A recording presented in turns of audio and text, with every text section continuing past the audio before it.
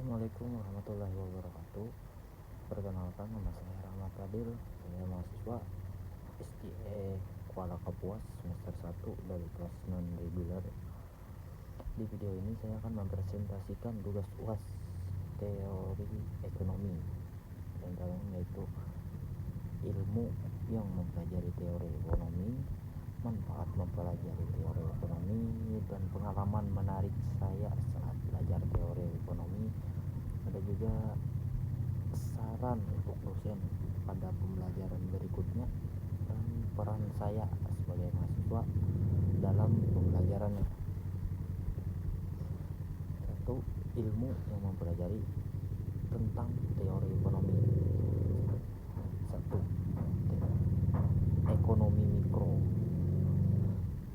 Ilmu ekonomi mikro salah satu yang dipelajari dalam teori ekonomi, yaitu ilmu yang mempelajari perilaku individu dan perusahaan seperti permintaan dan penawaran, harga pasar, dan perilaku konsumen dan produsen. Kedua, ekonomi makro mempelajari perekonomian secara keseluruhan seperti inflasi, pengangguran, pertumbuhan ekonomi, dan kebijakan fiskal dan moneter. Tiga, ekonomi pembangunan fokus pada masalah kemiskinan, ketimpangan, dan pembangunan negara berkembang. Empat, ekonomi publik membahas peran pemerintah, pajak, subsidi, dan pengeluaran negara. 5, ekonomi internasional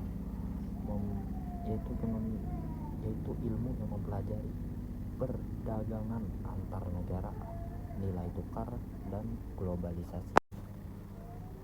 2, manfaat mempelajari teori ekonomi bagi kita maupun orang lain.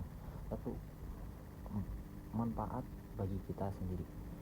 Manfaatnya itu membantu berpikir rasional dan logis dalam mengambil keputusan, lebih bijak dalam mengelola keuangan pribadi, hemat, investasi, prioritas maupun kebutuhan, memahami dampak kebijakan pemerintah terhadap kehidupan sehari-hari, melatih cara berpikir kita supaya lebih analitis dan kritis terhadap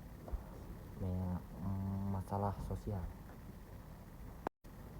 Adapun manfaatnya untuk orang lain atau masyarakat, itu dapat memberikan masukan atau solusi terhadap masalah ekonomi di lingkungan sekitar, dan juga dapat membantu masyarakat memahami fenomena ekonomi seperti kenaikan harga, pajak, dan subsidi.